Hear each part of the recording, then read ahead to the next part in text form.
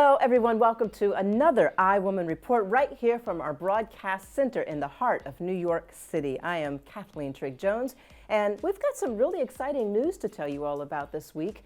Trigg House, my not-for-profit, and iWomanTV have won an Anthem Award. The Anthem Awards are the largest social impact awards honoring voices that ignite global change. The award is the Special Workplace Initiative category for our Empowerment Film Academy, which supports girls aging out of foster care, a cause that's near and dear to my heart, providing career development opportunities in media, film, and television. And I'm really honored to have received this award highlighting Trigg House. If you would like to learn more about my not-for-profit organization and how you can help out or volunteer or be a part of the movement, please visit trigghouse.org. Some other exciting global news for women. Somalia, as in the country, is launching its first current affairs show led by an all-woman team. The format will give audience members an opportunity to ask questions about taboo subjects, well, things that have become taboo subjects for women, such as periods and women in politics. The show, set to air in March on International Women's Day, is the first of its kind in the country, spearheaded by efforts of Balan Media, Somalia's first all-women media team. I think I see a collaboration brewing here with iWomanTV. All right, the verdict is in on the defamation lawsuit filed by former columnist E. Jean Carroll against Donald Trump. The suit claimed that Trump defamed Carroll's character when he called her a liar after she accused him of sexual assault. While a judge had already ruled that Trump did defame her character, a jury was needed to determine the exact amount that Mr. Trump owed her. Ultimately, the jury awarded Carroll $65 million in punitive damages, $11 million for damage to her reputation, and an additional $7.3 million for a grand total of $83 million. This is not the first time that Trump has been ordered to pay Carroll. Just last year, he was ordered by a jury to pay Carroll $5 million for a separate instance of defamation. Trump's lawyers have already stated their plans for an appeal using insane and conflict of interest between the judge and Carroll's lawyer to get the verdict thrown out. Ohio has now become the 23rd state to ban gender-affirming care for minors. After Republican Governor Mike DeWine vetoed the bill, the Ohio Senate voted 23-9 to override his decision. The bill prohibits doctors from prescribing hormones, puberty blockers, or gender reassignment surgery before patients turn 18. Additionally, mental health providers must now get permission from parents to diagnose and treat gender dysphoria.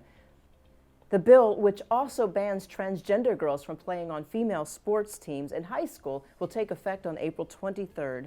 The ACLU of Ohio announced it will file a lawsuit against the ban.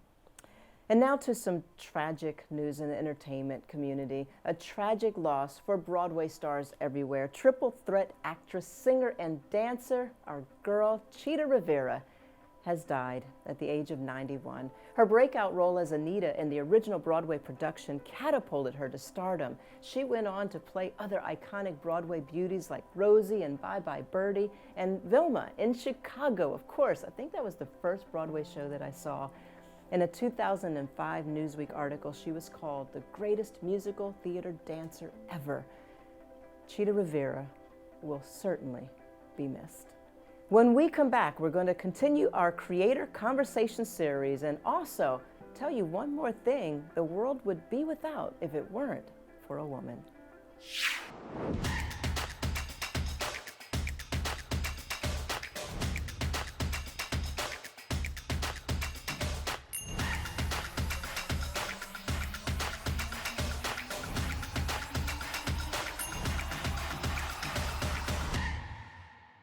The status of women is the status of democracy.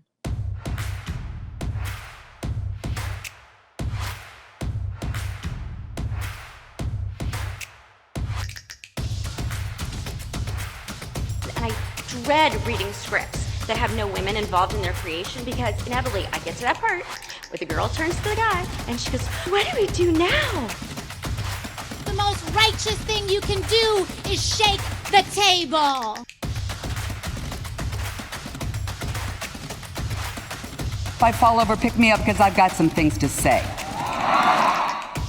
For too long, women have not been heard or believed. Knowing you have power and owning the power are two different things. Not only am I good enough, I'm more than enough.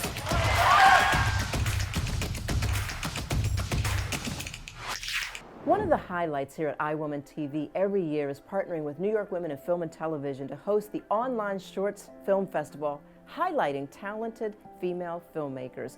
In addition to hosting the film festival on our platform, we at iWomanTV give out a cash Audience Choice Award to the top 3 most watched films, and you all, of course, play a big part in that. I got a chance to sit down with each of the winners this year to talk about the process of making their projects. This week, I got a chance to sit down with Scheherazade Raza Priestler and Katrina Montgomery, the talented co-writers and directors of St. Mark's, the 3rd place winner in our Audience Choice Award. Here's a sneak peek at their film and my conversation with the 2 talented ladies.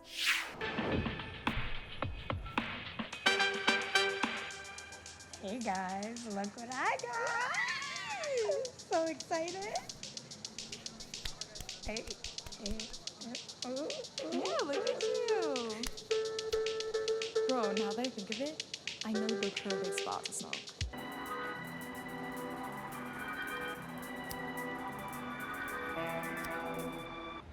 Hold on. Why do I feel like they have the original Four Loko there? Bro. I am really excited today to have 2 fabulous filmmakers, filmmakers here in the studio, our female power that is joining us today on this episode. I do want to introduce Scheherazade Raza Priestler and Katrina Montgomery. Thank you so much for joining us and for being an incredible addition to our female filmmaker collective. Talk to me about this film. It speaks to a much younger audience, which I really like about it, but set the film up for me. St. Mark's is a short film about a trio of high school besties who play hooky together on St. Mark's Place downtown in search of the original Four Loko formula. This is a really interesting film, and it does dive into a topic of, you said these 3 friends, 3 girls, are skipping school one day, and then they kind of go through a journey of experimenting, I guess. Talk to me about that and why this topic. We wanted to touch upon the topic of experimentation with drugs and alcohol because that's something that a lot of teenagers do, whether it's in New York City or in the suburbs or on a farm. It's something that happens all the time, and it was kind of a motif for experimentation and journeying and learning about yourself and learning about each other. What did you learn from this process? One of the things that I learned was that I'm a lot more flexible and adaptable than I thought I was. Because when you're making a film, especially when you're shooting in New York City on location, there's just so many wrenches that are thrown at you that you couldn't have predicted otherwise. And we prepare, Katrina and I are very much into preparing, but you still can't really fully prepare for all the things that can and will go wrong. Yeah. But we ended up coming out with things, with a movie that I don't think could have come out any better than it did, no matter what was kind of thrown our way. I think the biggest thing that I learned from this project was that, there were so many moving pieces. Like, we shot in 7 different locations. We had a crew of 30 people. And I think just saying those things out loud, it feels really intimidating. And I think knowing that we had the knowledge to actually pull that off, because I think a lot of times, anybody that's in, the creative arts, imposter syndrome is real. And I think a lot of times we always feel like we're in over our heads. And I think this project, especially, doing this with Scheherazade, I really learned that, yes, we do have all this technical knowledge, you know what I mean? And we don't need to doubt ourselves. We just need to trust our instincts and just go for it.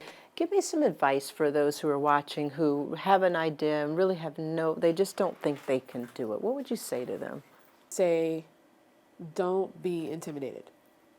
I think the threshold to entering into filmmaking may not seem like it's equal for everybody, but it is. And I think that if you have a dream, you have an idea, please go for it. Because if you don't, somebody else will. you know? Well, on behalf of iWomanTV, the New York Women in Film and Television, it is my honor to be able to present both of you with this Audience Choice Award for being incredible female filmmakers. Shahrazad, this is for you, and Miss Katrina, congratulations. Thank you so much. And thank you. Please continue to create great films, great content, and make sure that you tell your friends and family about iWomanTV, and you must come back and continue to support all these other incredible filmmakers who are looking up to you. Yeah, it would be our pleasure. Thank you. Thank you again. I had so much fun sitting down talking with these two. They really are so impressive, and they're exactly, when I think about it, exactly what I built iWomanTV for. Young, female, talented creatives who are smart, uber talented, and simply fearless. And you can watch St. Mark's along with the rest of the films from this year's festival at iWoman.tv. We'll be back in just a minute with my thought of the day and a very popular dessert that we would not have if it weren't for a woman. Can you guess? I'll give you a hint. It comes in many flavors.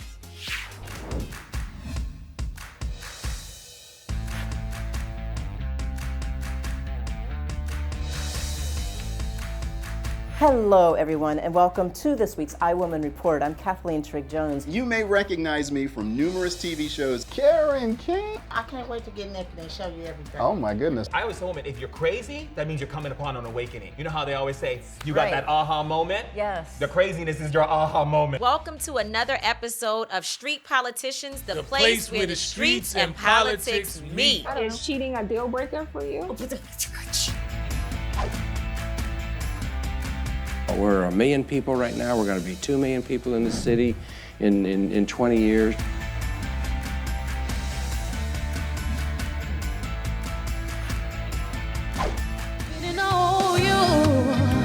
We'll be jamming until the break of dawn. I bet you nobody ever told you that you will be jamming until the break of dawn. But when I love too, there's no love no more.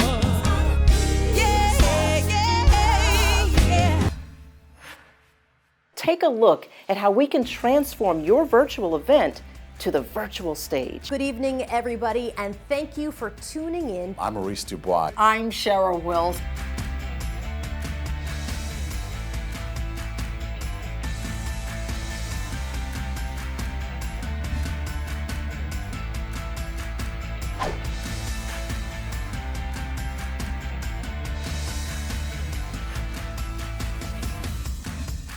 And now on to one of my favorite segments, what we wouldn't have without a woman.